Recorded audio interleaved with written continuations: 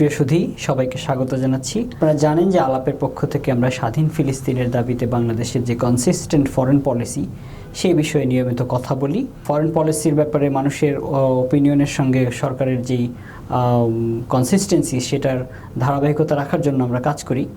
So আলাপ থেকে আজকে এই বিষয়ে একটু কথা বলা প্রয়োজন মনে হচ্ছে। সেটা হচ্ছে, আপনারা জানেন যে গত বছর 2025 সালের 17ই মে আমরা একটা সেমিনার আয়োজন করেছিলাম বাংলাদেশের ফরেন পলিসি টুয়ার্ডস প্যালেস্টাইনের উপরে, এবং সেই সেমিনারে আমরা কিছু প্রস্তাব তুলে ধরেছিলাম।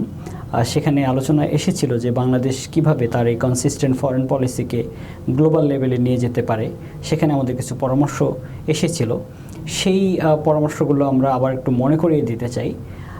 আন্তর্জাতিক সকল ইভেন্টে ফিলিস্তিন সহ পৃথিবীর নিপীড়িত জনগোষ্ঠীর পক্ষে বাংলাদেশের অবস্থান ব্যক্ত করার কর্মসূচি হাতে নিতে হবে। এরই অংশ হিসেবে প্রভাবশালী দেশগুলোতে বাংলাদেশের দূতাবাসের সঙ্গে symbolic ambassador for Palestine affairs attach করা যেতে পারে। যেসব আন্তর্জাতিক ইভেন্টে ফিলিস্তিন প্রসঙ্গে অফিসিয়াল চ্যানেলে কথা বলা সম্ভব হয় না, সেসব স্থানে নন ভার্বাল বা সিম্বলিক বার্তা এবং নন ট্র্যাক ডিপ্লোমেসির মাধ্যমে বাংলাদেশের অবস্থান পুনঃপ্রচার করতে হবে।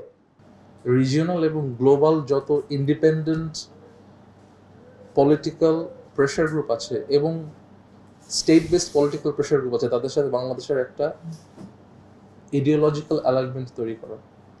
তো যেসব স্টেটের মধ্যে অ্যান্টি ইসরায়েল এলিমেন্ট আছে এবং they have some leverage over the international arena, তাদের সাথে আমাদের পলিটিক্যাল একটা কানেকশন তৈরি করতে হবে। বিশ্বকাপ ফুটবল শেষ হলো এবং বিশ্বকাপ ফুটবল একটা মেগা ইভেন্ট, এবং এই ইভেন্টে একটা দারুণ ঘটনা ঘটেছে। সেটা হচ্ছে ভূরাজনৈতিক যে মেরুকরণ, সেখানে দেখা গেছে যে ইউরোপের একটা অন্যতম প্রো প্যালেস্টাইন রাষ্ট্র, যারা ফিলিস্তিনের স্বাধীনতার পক্ষে কথা বলে আসছে, স্পেন বিশ্বকাপে চ্যাম্পিয়ন হয়েছে।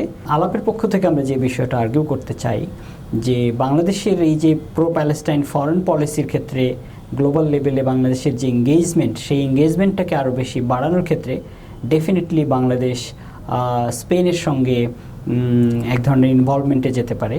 স্পেনের যেই প্রো প্যালেস্টাইন অ্যাক্টিভিস্টরা রয়েছে, যারা কথা বলেন, স্পেনের সেলিব্রিটিজরা যারা হচ্ছে ফিলিস্তিনের পক্ষে কথা বলেছেন, তাদের সঙ্গে বাংলাদেশের একটা ডিসকাশন হতে পারে। বাংলাদেশের ডিপ্লোম্যাটিক লেভেলে এটার নন ট্র্যাক এবং মাল্টি ট্র্যাক লেভেলে এটা নিয়ে আলোচনা হতে পারে।